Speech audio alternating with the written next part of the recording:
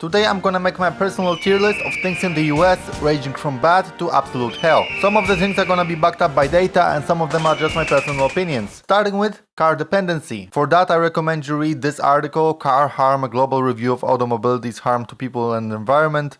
Has a lot of interesting stuff here, like some statistic about car deaths, everything like that, not only in the US. But in my opinion, the way that the US let the car companies lobby its government until they had everywhere look like this is just terrible. Most of the places in the US are super hostile towards anyone who is not in the car, and they need a car to drive everywhere. And they say it contributes to their freedom, while the only choice they have is the car. Like, the real freedom should be being able to choose whether you like to drive a car, whether you like to get in the public transport, whether you like to walk, whether you like to bike. But this is not freedom when you are forced to use and pay for a car. The car dependency in the US gets absolute hell. Next up, we have workers' rights in the US. As you can see, the US has a major history of union busting. It's still going on to this day. The average paid time off in the US is just 11 days per year after 1 year of working. For comparison, me working in Europe, I got like 25 days just from the start. It increased even more after some years, but 25 days was like the minimum. The employers are basically allowed to go willy-nilly with everything. Some jobs get even below minimum wage, like waiters jobs, and employers tend to exploit their workers by making them work really long hours. Sick leave is also a huge problem from what I've heard. Like, you can get fired for being sick in some places, and compared to other countries, the US has possibly the worst labor laws you can find in the world. So the only place it can go for workers' rights is absolute hell. Next up, we have minorities' rights, and I'm gonna include women in this as well. So here is the map of the US of all the states where abortion is restricted. It has been only recently that this happened, and this is absolutely abysmal, absolutely terrible. It really feels like the US is going back to the Middle Ages. You can see a lot of the southern states here have a near total or total ban in place, which is ridiculous. Even my country of Poland, which has some pretty strict abortion laws, doesn't have a total ban in place. It has some exceptions still.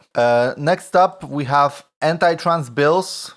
In the US, anti-trans bills have doubled since 2022, and we can see on the map here anti-transgender bills introduced.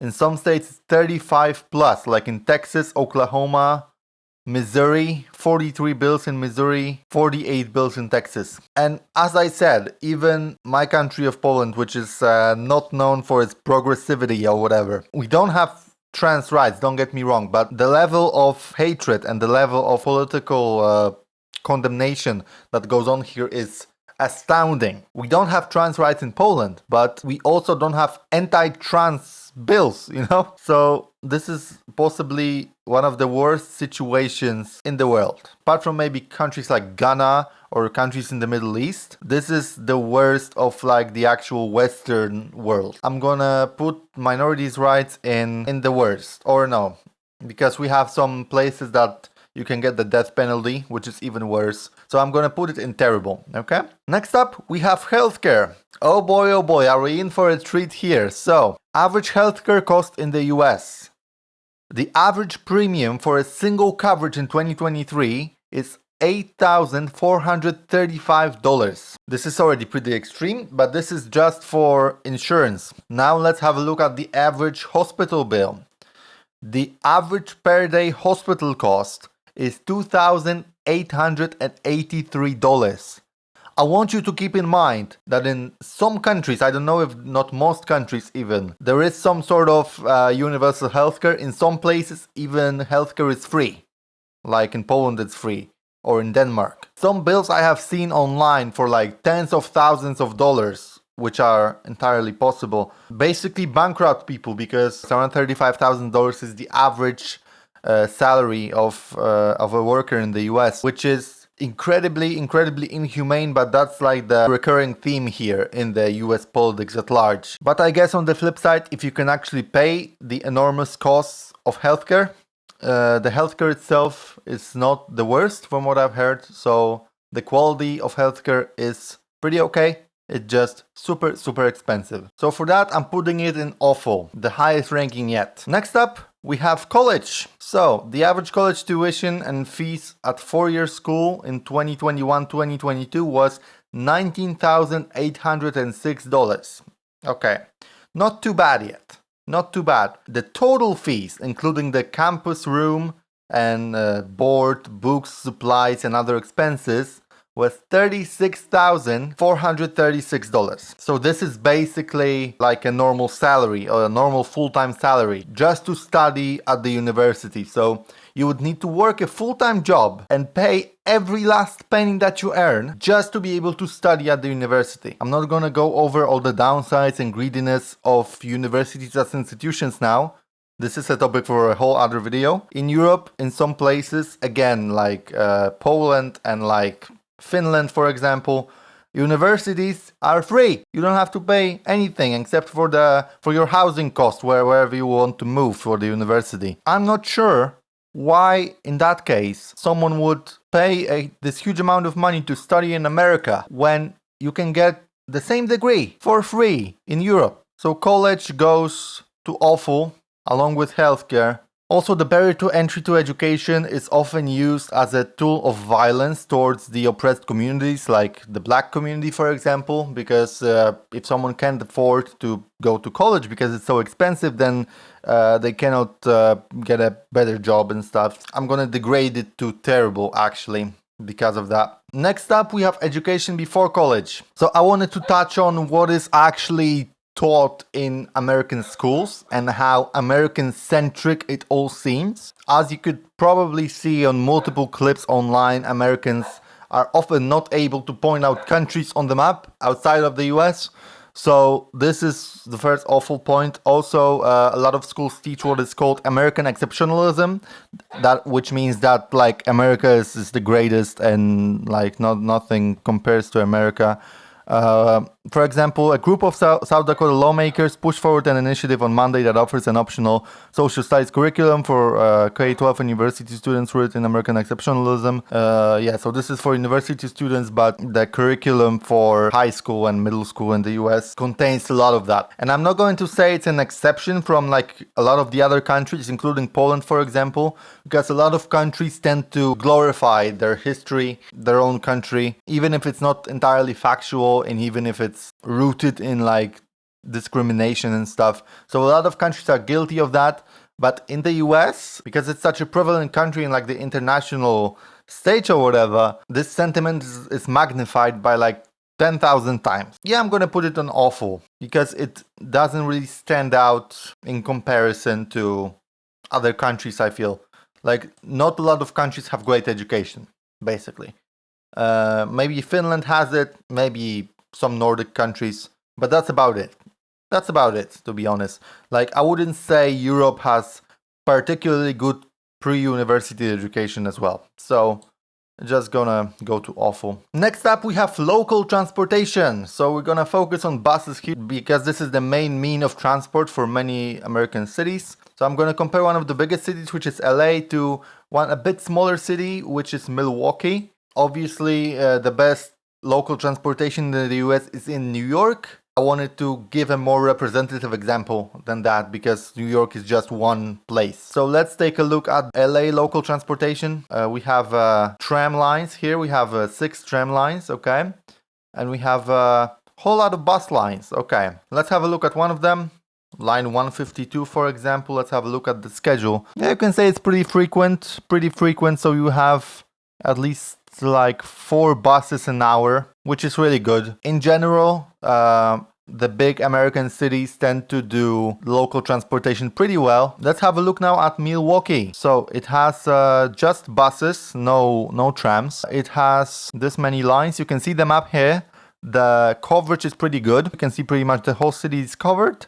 But let's have a look at one of the lines to see the schedule. Around 1 to 2 buses per hour, which is kind of not very frequent. The coverage is there, but the frequency is kind of lacking severely. So this is kind of the theme of American cities. The smaller the city, the less frequent and more lackluster the transportation will be. And I imagine there is also a lot of delays and a lot of cancellations and stuff because of how the American infrastructure is built, which is not for public transport in mind, but for cars. So in the grand scheme of things, looking at the whole country, even like the smallest cities which don't have very good access to public transport, I'm gonna put local transportation at awful, I think. I think a lot of the somehow bigger cities where most people live make up for the lack of service in other places. The local transportation is almost bad. Next up we have railways or countrywide transportation, and this is the map that says everything. You can see all passenger trains in North America. There is just a few lines just kind of scattered in the country. So if you live on the line, you're lucky. If you don't, well, there's only like 4 lines going from east to west, and there is some more concentration here, but still massive gaps everywhere. And I've heard from many people that the service of Amtrak, which is the operator of railways, of passenger railways in the US, is very lacking, to say the least. Most people would probably not take those trains because they don't go where they want to go. Also, a lot of the pre-existing railways were torn down to build highways, so that's what you get. So compared to other countries, I would say the US gets the worst ranking here. Next up, we have the housing situation. Here all we gotta see is the price of rent over time. So in 1940 we can see it was $27 on average, and in 2021 it's almost $1,200 on average in the whole country. And as you can see, the average rent to income ratio is 45%. So people pay almost half of their income to rent. Obviously, the housing situation is not great. The US, along with many other countries, has a housing crisis because of the lack of government control on landlords and developers. So when they get the free will to do whatever they want, they will try to squeeze as much money from everyone as possible.